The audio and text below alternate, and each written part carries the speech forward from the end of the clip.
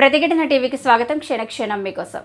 మరో జలియన్ వాలాబాగ్ దురంతరంగా చరిత్ర పుటల్లోకెక్కిన ఇంద్రవెల్లి కాల్పుల ఘటనకు సరిగ్గా ఈ రోజుకు 43 ఏళ్లు నిండాయి.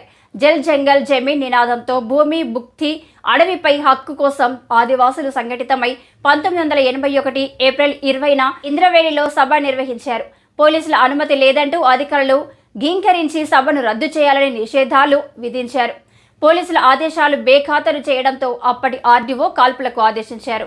కాల్పుల్లో 13 మంది చనిపోయారని అధికారులు ప్రకటించగా అనధికార లెక్కల ప్రకారం 113 మంది చనిపోయినట్టు ఆదివాసులు పేర్కొన్నారు. అయితే మరుసటి సంవత్సరమే కాల్పుల ఘటన స్థలంలో అమరవీరుల స్తూపం నిర్మించిన ఆదివాసీలు ప్రతి ఏటా అక్కడ నివాళులర్పించడం ఆనవాయితీగా వస్తుంది.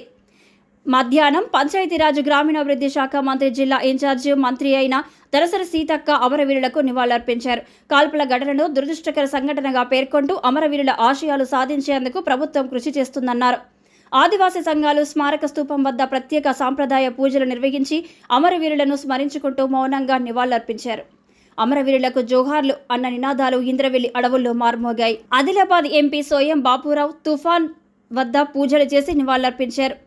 కాల్పులు జరిగి 40 ఏళ్లు దాటినా ఇంకా భూమి కోసం ఆదివాసీ బిడ్డలు పోరాడాల్సిన దుస్థితి నెలకొందని ఆవేదన వ్యక్తం చేశారు. పాలకులు ఎందరు మారినా పోడు భూముల సమస్య పరిష్కారం కావడం లేదని ఆవేదన వ్యక్తం చేశారు. ఆదివాసీలంతా సంఘటితమై ఉద్యమాలకు సిద్ధం కావాలని పిలుపునిచ్చారు.